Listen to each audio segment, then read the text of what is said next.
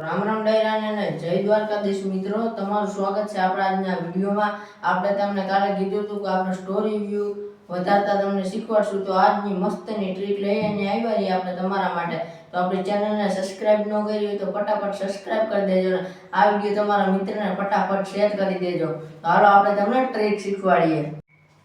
તો મિત્રો, સૌથી પહેલા તમે આપણા ઇન્સ્ટાગ્રામનું પેજ ફોલો ન કર્યું હોય તો ફટાફટ ફોલો કરી નાખજો ને આપણે 2K કમ્પ્લીટ કરાવી નાખજો મિત્રો।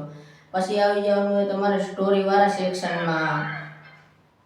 પછી મિત્રો તમારા ઉપર લખેલું આવશે AI ઇમેજ, એમાં તમારે જવાનું હોય મેતા AI લખેલા આવી જાય।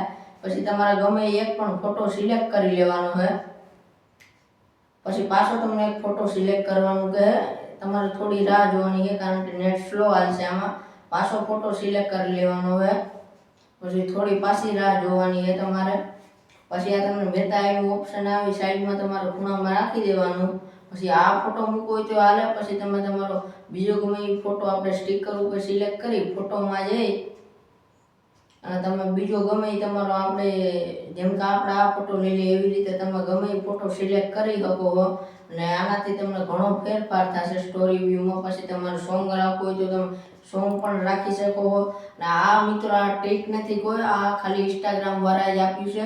આનું કારણ એ છે કે તમે એને તમારા ફોલોઅર્સ બધાય પાસે સ્ટોરી પૂગી જાય। તમે સ્ટોરી મેતા AI વાળી અને સાદી સ્ટોરી લગાવીને એકવાર ટ્રાય કરજો। તો મિત્રો મળીએ નવા વિડીયોમાં, ત્યાં સુધી જય દ્વારકાધીશ, જય શ્રી રામ, ફોલો અને સબસ્ક્રાઇબ।